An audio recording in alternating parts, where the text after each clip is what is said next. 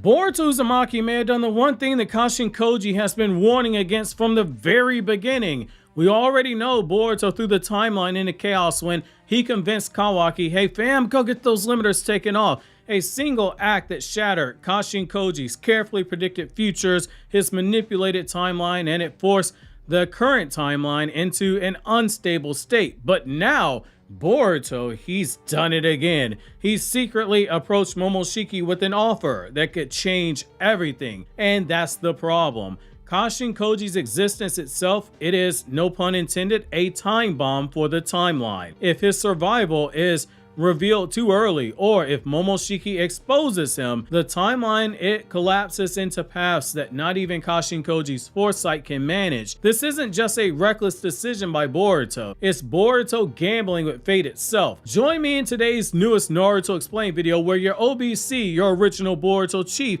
is gonna break down to you why Boruto has once again put the timeline in danger, why Kashin Koji's secrecy is the linchpin holding what little remains of a possible future timeline where they win together, and how Japanese Shinto mythology might have already foreshadowed how this deadly gamble shall end, because Naruto and Boruto as series do borrow very heavily from Japanese Shinto and Asian Buddhism. So also, I'll leave the chapter review linked in the description box for anyone who has not seen it yet. And if you got time, head over to my Anime Explained channel where my newest Dandadan video explaining all 24 aliens in the series is up on the channel, and by the time you guys are seeing this, the Sakamoto Days video explaining all 14 members of the Order and every sign Okarun and Momo Ayase are in love should be up on the channel as well. Also on my Everything One Piece Explained channel, my video explaining the Sorosoro no Mi Devil Fruit is up on the channel. Those will be linked in the end credits of this video and the description box for those of you guys who are curious to hear me talk about non-Naruto anime in a strictly objective explained fashion. So getting right into it, Kashin Koji's hidden role in the timeline is pretty big. Unlike almost everyone else in the series, Kashin Koji exists outside the natural flow of the current timeline because he wasn't supposed to exist in general. He was supposed to die when he fought Ishiki. His foresight comes in fragmented updates, not by choice, but only when the world hits a nexus point. In other words, he sees glimpses of multiple possible futures whenever destiny itself shifts, and he comes up with multiple strategies as a result of the information he has. But once things change, all those strategies become null and void. That's why his survival must remain a secret. If too many people know Koji exists, the very act of acknowledging him could wrap events and warp them around him. Think of him like a ghost in a machine. Useful because nobody expects him to be there. But the moment that people know the ghost is in the machine, they might get apprehensive, or they might change how they act when they're around the machine. Things that should happen might not happen now. This is exactly why Boruto, when interrogated, refused to say Kashin Koji's name. He knows exactly how dangerous even a word could be that could betray his new sensei in Koji. And it's why Koji, despite Boruto nearly being killed by Jura, if you notice, he refused to directly intervene. Confirming his existence on the battlefield would have rewritten the timeline before it reached its proper conclusion. This brings me to Boruto's first mistake, Kawaki's limiters and that whole debacle. So let's rewind for a second. Boruto already broke the timeline once when he went to Kawaki and told him to get Amato to remove his limiters. This was not part of Koji's calculated path. According to Boruto, Kawaki would have figured this out later on down the line. That choice alone was enough to create an entirely new set of possible futures, potentially that future that Boruto versus Kawaki takes place in. For Kashin Koji, that was catastrophic. His visions, they're already incomplete, arriving only at key turning points. But when Boruto interfered with Kawaki's destiny, Koji was forced into a blind spot. The future, it became unstable, and so he had to adjust. This tells us something important. Boruto's flaw is that he continues to look for shortcuts. He's progressed from that weakness from Boruto Naruto Next Generations, but it still rears its head every now and then into Blue Vortex, because as a teenager, he's gonna make mistakes and repeat them from time to time. He pushes ahead, making choices that feel right in the moment, but ripple outward in ways that he can't fully control.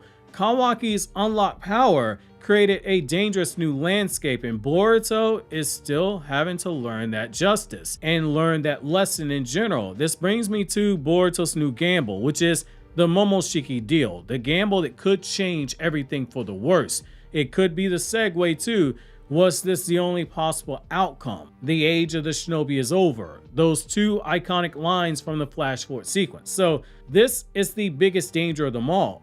Boruto has approached Momoshiki, not as an enemy, but with an offer. He's willing to give Momoshiki his body, but it's implied Boruto has conditions that we don't know yet. They'll probably be addressed in the next chapter or potentially later on down the line in the form of flashback. So this changes everything. You're going to be saying, hey, Naruto explained why. It's because Momoshiki is not bound by loyalty to Boruto. His own loyalty is to his own ambition, which at the end of the day, he wants a chakra fruit. He wants the Ten Tails to consume Kawaki, which the Ten Tails is Jura, and he wants the destruction that comes with it. He wants to continue to evolve because that's part of the Otsutsuki nature. And that's where the timeline could enter into a dangerous territory. Momoshiki already knows about Kashin Koji. That's the dangerous thing that I see people overlooking. He's been watching everything. We know he has. He's been depressed, and it is funny that Boruto's life as a rogue ninja and all his experiences were that depressing that even the demon locked inside of Boruto's like, fam, I can't take it. Can I get a do-over? I wish I never brought you back to life.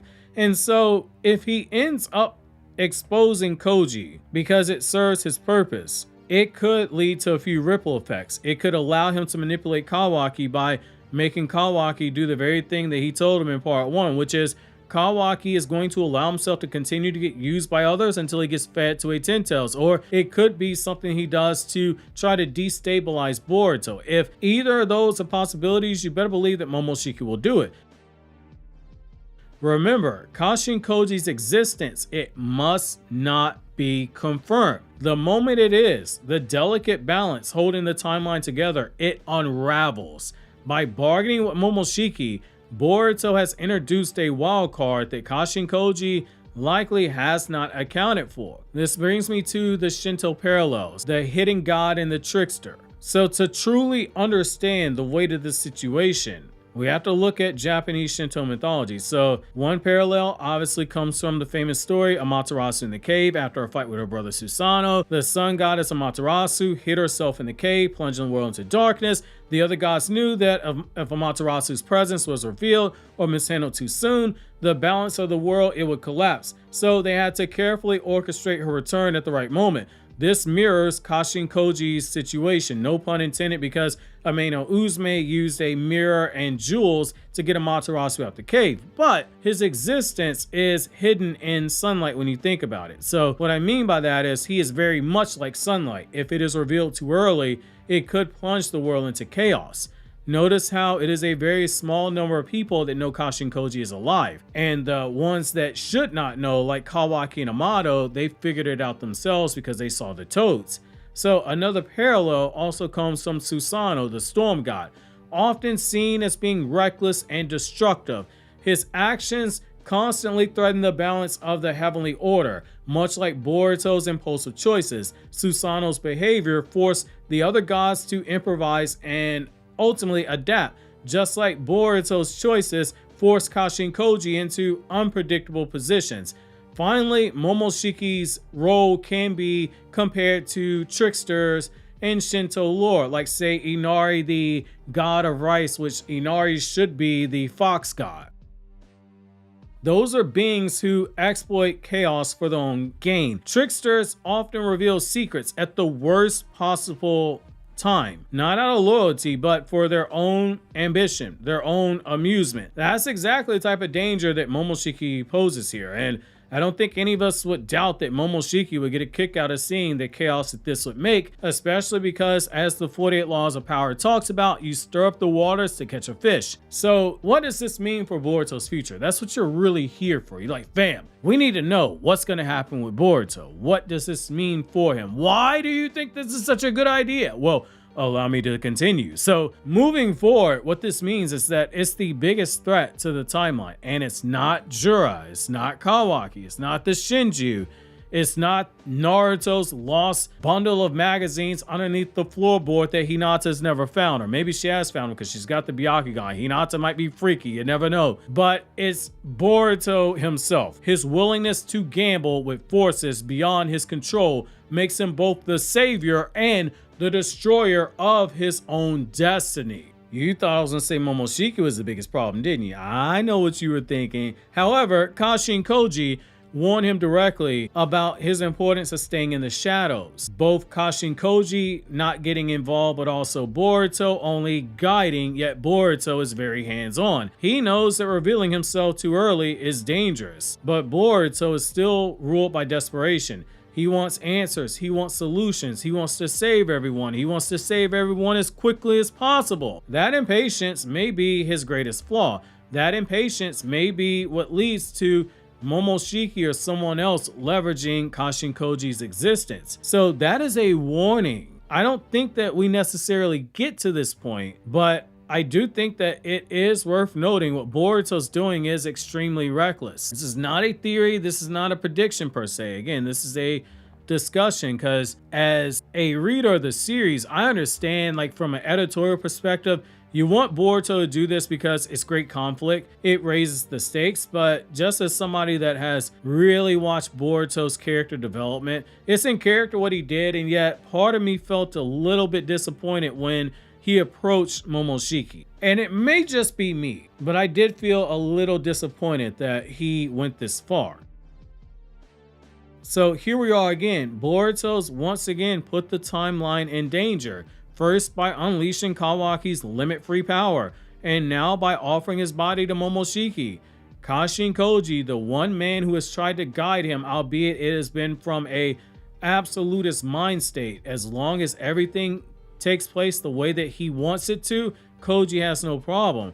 Kashin Koji has been forced to stay silent from the shadows, and yet it might be that silence that is allowing Boruto to do things he's done. If Momoshiki does expose Kashin Koji's survival, or does something that tips the scales to where other people figure out Koji's alive for real, the entire future could unravel before Boruto's eyes. The question is now simple. Will Boruto learn to respect the flow of fate like Kashin Koji tried to teach him? Or has he already sealed away his own destiny? Has he already made a mistake that he can't come back from? Obviously, if you enjoyed this video, consider subscribing, hitting that like button, hitting the hype button to boost the video in the algorithm. Also, click here to check out the chapter review, or click here on the right to check out the other two videos from my Anime Explained and One Piece, Everything One Piece Explained channel, which those are strictly lore-based channels, explain videos and things of that nature.